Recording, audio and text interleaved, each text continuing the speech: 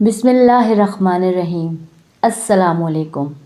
حضور اکرم صلی اللہ علیہ وسلم فجر کی نماز کے بعد اصحابہ کرام سے دریافت فرمایا کرتے تھے کہ تم میں سے کسی نے کوئی خواب دیکھا ہے؟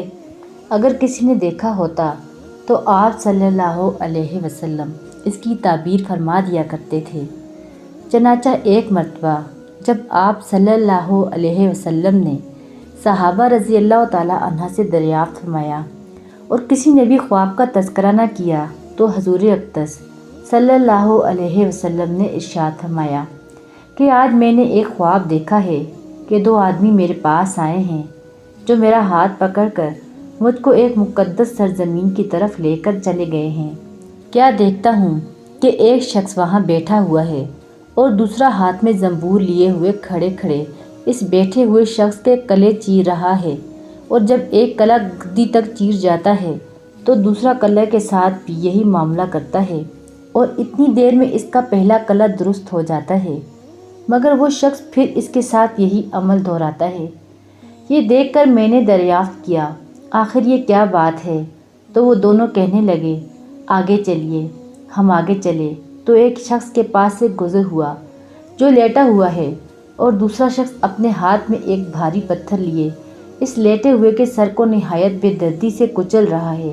چنانچہ جب وہ شخص اس کے سر پر زور سے پتھر مارتا ہے تو پتھر لڑک کر دوسری جانب چلا جاتا ہے اور وہ شخص ابھی اس پتھر کو لانے بھی نہیں پاتا کہ اس کا سر پھر درست ہو جاتا ہے اور پھر وہ اسی طرح اس کا سر پھوڑتا رہتا ہے۔ یہ ماجرا دیکھ کر میں نے دریافت کیا کہ یہ کیا قصہ ہے؟ تو وہ آدمی کہنے لگے آگے چلیے۔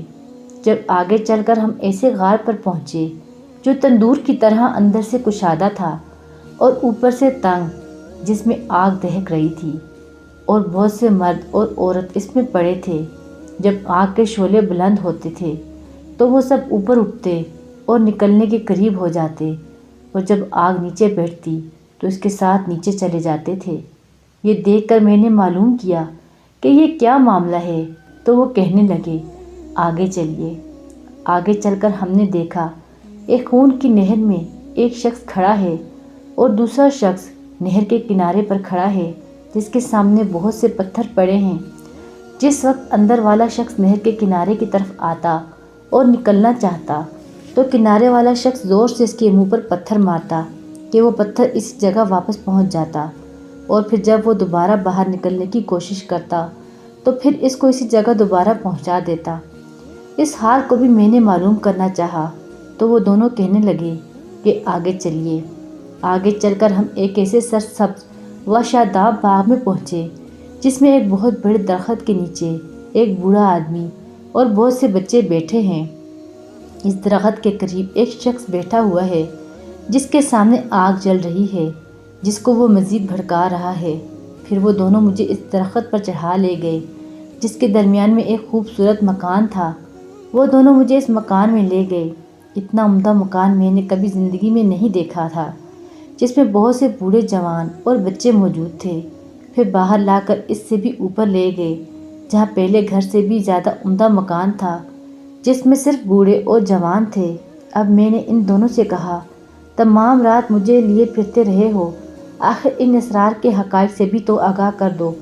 جب انہوں نے بتایا کہ جس شخص کے کلے چیرے جا رہے تھے وہ جھوٹا شخص ہے جس کی جھوٹی باتیں دنیا میں مشہور ہو جاتی تھیں، قیامت تک وہ اسی سزا میں مبتلا رہے گا، اور جس کا سر پھوڑا جا رہا تھا وہ ایسا شخص ہے جس کو اللہ تعالیٰ نے علم قرآن عطا فرمایا مگر رات کو غافل ہو کر سوتا رہا تھا اور دن کو اس پر عمل نہ کرتا تھا، قیامت تک وہ اس عذاب میں مبتلا رہے گا، اور آگ کے غار میں زناکار پڑے ہیں اور خون کی نہر میں سود خور ہیں۔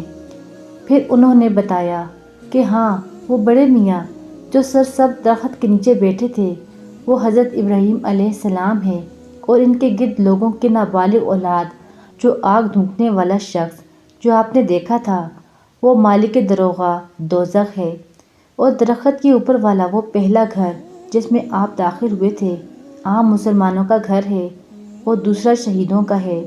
پھر فرمانے لگے ہم دونوں آدمیوں میں سے میں جبرائیل ہوں اور یہ میکائیل ہیں، اس کے بعد کہنے لگے ذرا سر اوپر اٹھائیے۔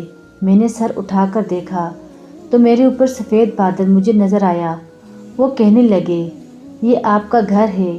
اس پر میں نے کہا تو مجھے چھوڑو میں اپنے گھر میں داخل ہو جاؤں۔ اس پر انہوں نے کہا نہیں، ابھی آپ کی عمر پوری نہیں ہوئی، اگر آپ کی عمر پوری ہو چکی ہوتی تو آپ ابھی چلے جاتے۔